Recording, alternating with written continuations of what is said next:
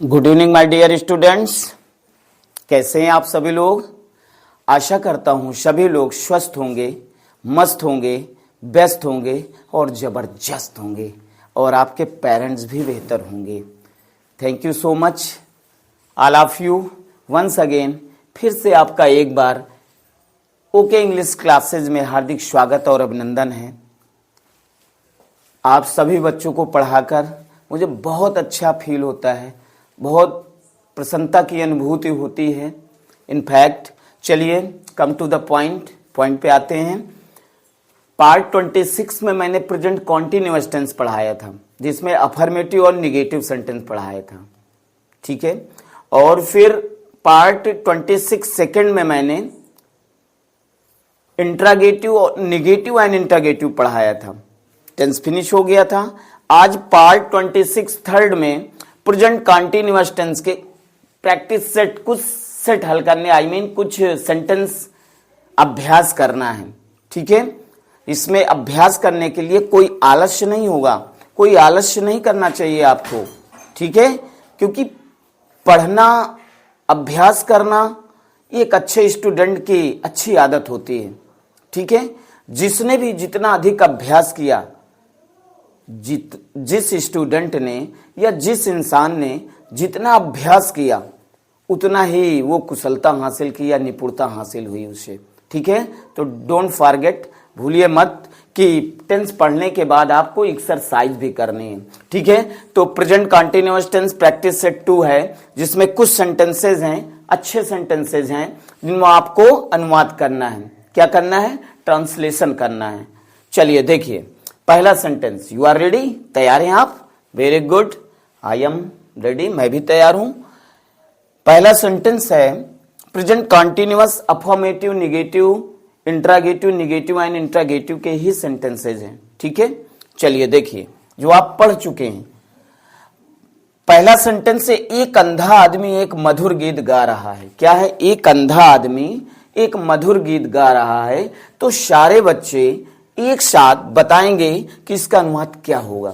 तो मैंने बताया है कि अनुवाद करते समय सबसे पहले यह देखना है कि यह वाक्य किस टेंस का है। रहा आया, प्रेजेंट कॉन्टिन्यूअस टेंस है। सेंटेंस को हमने पढ़ा, एक अंधा आदमी एक मधुर गीत गा रहा है। यानी कैसे अनुवाद करेंगे ये तरीका मैं आपको बता रहा हूं, ठीक है। क्या करेंगे? सबसे पहले पहचान करेंगे कि यह वाक्य किस टेंस का है। अंत में रहा आया, प्रेजेंट कॉन्टिन्यूअस टेंस है। हमने सेंटेंस पढ़ा, एक अंधा आदमी एक मधुर गीत गा रहा है। प्रेजेंट कॉन्टिन्यूअस का अफर्मेटिव सेंटेंस हो गया।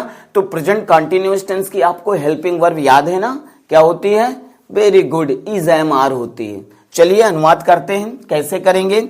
एक अंधा आदमी, देखिए अनुवाद करते समय अफर्मेटिव में सब्जेक्ट पहले लिखते हैं। तो आप सब्जेक्ट क्या है? एक अंधा आदमी। तो क्या हो जाएगा? A blind man. क्या हो जाएगा? A blind man.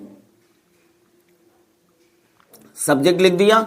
अब बताया गया सब्जेक्ट एक वचन हो तो इज का प्रयोग करते हैं, सब्जेक्ट बहुवचन हो तो आर का प्रयोग करते हैं, आई आए तो आई के साथ एम लगाते हैं। तो अब ब्लाइंड मैन एक अंधा आदमी, सो कर रहा ना कि ये एक वचन है, सिंगुलर सब्जेक्ट है।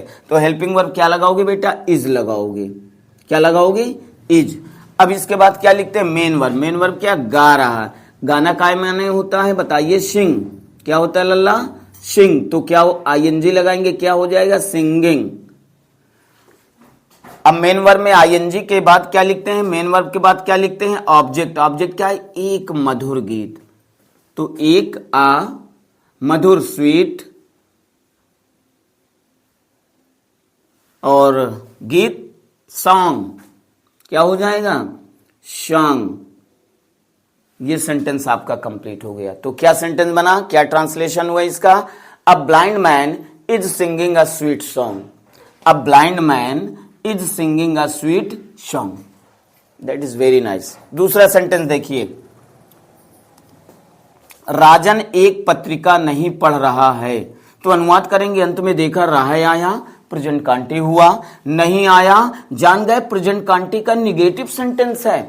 तो निगेटिव सेंटेंस में सहायक क्रिया क्या होती है? Is, am, are. तो उसके साथ नॉट लगा देंगे, नॉट इंक्लूड कर देंगे। तो is not, am not, are not लगेगा। है ना। निगेटिव सेंटेंस की सहायक क्रिया is not, am not, are not. चलिए अनुवाद करते हैं, शाबाश। सब्जेक्ट क्या है? राजन।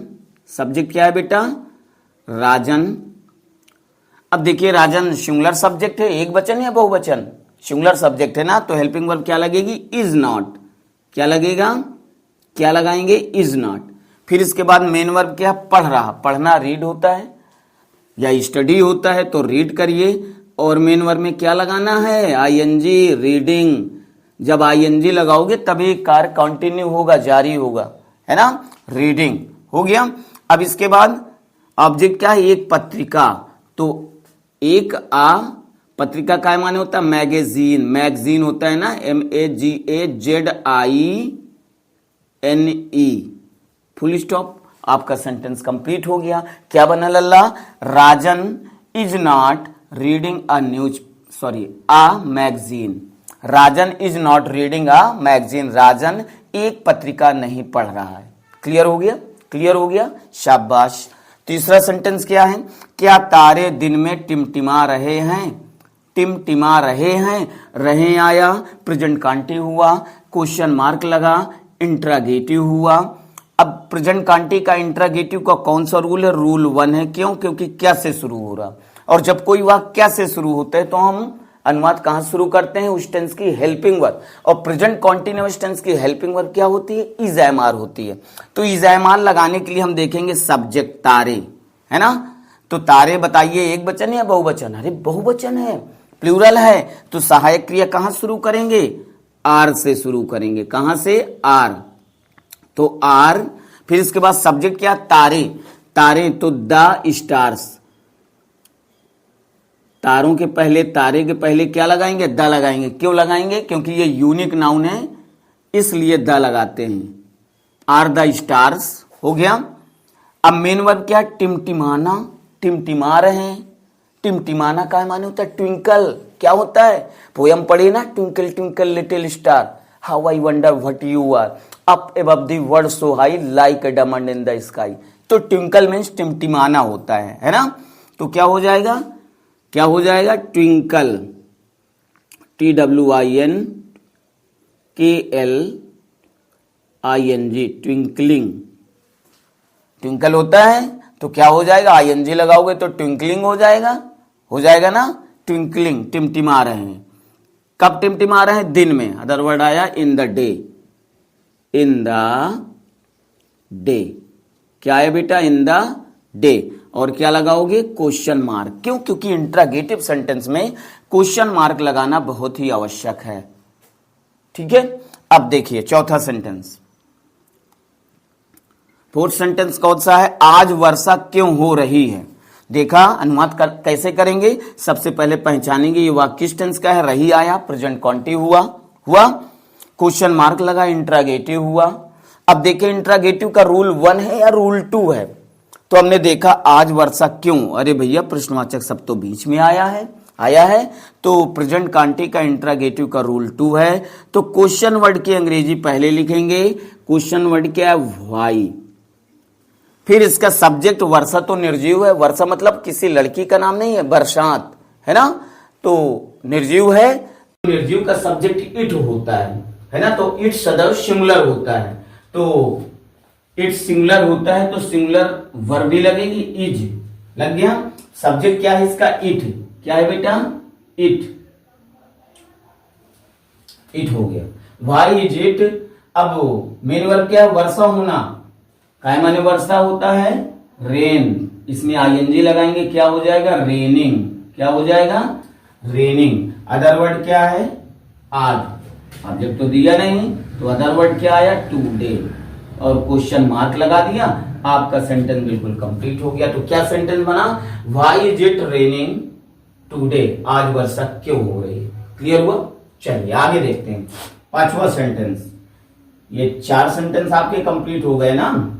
पांचवा सेंटेंस, हमें अंग्रेजी कौन पढ़ा रहा है।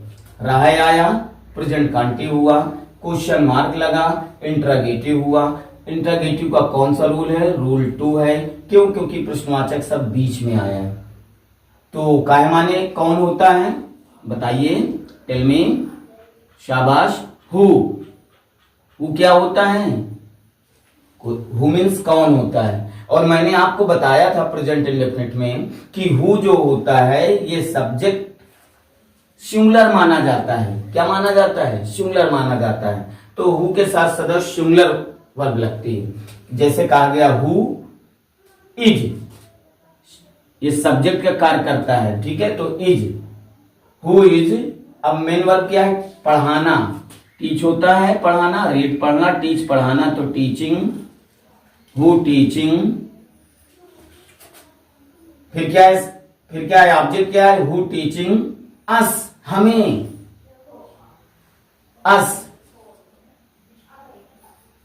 ऑब्जेक्ट है ये, ठीक है, क्योंकि सब्जेक्ट का ये कार्य कर रहा है, तो ये जो हमें आया है ये आपका ऑब्जेक्ट है। तो who is teaching us English, who is teaching us English, ये दोनों ऑब्जेक्ट का कार्य कर रहे हैं, दोनों ऑब्जेक्ट है, ठीक है। तो क्या सेंटेंस बना, हमें अंग्रेजी कौन पढ़ा रहा है, who is teaching us English, हमें अंग्रेजी कौन पढ़ा रहा है। क्लियर हुआ बेटा। नेक्स्ट सेंटेंस देखते हैं। छठा सेंटेंस कौन सा है, ये, क्या शिवा एक रेडियो नहीं खरीद रहा है। रहा आया, प्रेजेंट कांटिव हुआ, क्वेश्चन मार्क लगा, इंट्रागेटिव हुआ, सेंटेंस पढ़ा, क्या आया, इंट्रागेटिव हुआ, नहीं आया, निगेटिव हुआ। तो ये बात प्रेजेंट कांटिव का निगेटिव एंड इंट्रागेटिव सेंटेंस का कौन सा रूल है, रूल 1 है। कौन सा रूल है, रूल 1 है। तो कैसे शुरू हुआ, तो अनुवाद कहां शुरू करेंगे, इज एम आर। तो इज एम आर लगाने के लिए सब्जेक्ट देखेंगे, शिवा एक वचन है बहुवचन है, एक वचन है, तो क्या लगाएंगे, हेल्पिंग वर्ब इज। फिर सब्जेक्ट क्या है, शिवा। किसी का नाम आए, स्थान का नाम आए, महीनों के नाम आए, दिनों के नाम आए, है ना, किताबों के नाम आए, तो उनका पहला अक्षर सदा हम कैपिटल से लिखते हैं। आपको जब मैं पंक्चुएशन पढ़ाऊंगा तो बिल्कुल क्लियर कर देंगे, ठीक है। इस शिवा, ठीक है, सब्जेक्ट क्या लिखा, शिवा। फिर क्या लिखना है, सब्जेक्ट के बाद क्या लगाते हैं बताइए, वेरी गुड, क्या लगाते हैं, नॉट लगाएंगे, क्योंकि निगेटिव एंड इंट्रागेटिव है, तो सब्जेक्ट के बाद नॉट तो लगाएंगे ना, नॉट तो इंक्लूड करेंगे, क्योंकि निगेटिव एंड इंट्रागेटिव सेंटेंस है। वेरी गुड, आगे देखिए। मेन वर्ब क्या है, खरीद रहा, काय माने खरीदना होता है, बाई, तो बाई में क्या लगाएंगे, आईएनजी, बाइंग, क्या हो जाएगा, बाइंग। अब क्या खरीद रहा, ऑब्जेक्ट क्या है, एक रेडियो, अ रेडियो, क्या हो जाएगा बेटा, आ रेडियो, अ रेडियो। और कुछ बच्चा, कुछ नहीं, क्वेश्चन मार्क लगा दिया, आपका सेंटेंस कंप्लीट हो गया। क्या बना, is Shiva not buying a radio, is Shiva not buying a radio. Clear हुआ। लास्ट सेंटेंस, लास्ट सेंटेंस क्या है, अभ्यास का लास्ट सेंटेंस क्या है, तुम अपने मित्रों के साथ क्रिकेट क्यों नहीं खेल रहे हो। बड़ा सेंटेंस देख के घबराया नहीं जाता है, बहुत आसान है, आ जाएगा। देखिए, रहे हो आया, प्रेजेंट कांटिव हुआ, क्वेश्चन मार्क लगा, इंट्रागेटिव हुआ। चलो पढ़ते हैं सेंटेंस। तुम अपने मित्रों के साथ क्रिकेट क्यों नहीं, अरे भैया नहीं से निगेटिव हुआ, क्यों से इंट्रागेटिव हुआ, तो ये प्रेजेंट कंटिन्यूअस का निगेटिव एंड इंट्रागेटिव का कौन सा रूल है, रूल 2 है। क्यों, क्योंकि प्रश्नवाचक सब बीच में आया है, तो अनुवाद करते समय प्रश्नवाचक की अंग्रेजी पहले लिखते हैं, तो क्या हो जाएगा, व्हाई, क्या हो जाएगा बेटा, व्हाई। क्लियर हुआ। अब इसके बाद व्हाई लिख दिया, अब सब्जेक्ट देखेंगे क्या है, तुम, बहुवचन है, तो क्या लगाएंगे, आर, वेरी गुड। फिर इसके बाद सब्जेक्ट क्या है, तुम, you, Y R U. Subject के बाद क्या लगाएंगे, नॉट। मेन वर्ब क्या है, खेलना, प्ले, प्ले में क्या लगाएंगे, आईएनजी, प्लेइंग, प्लेइंग, हो गया प्लेइंग। अब इसके बाद ऑब्जेक्ट क्या है, cricket, playing cricket, main verb के बाद ऑब्जेक्ट लिखते हैं ना, क्रिकेट,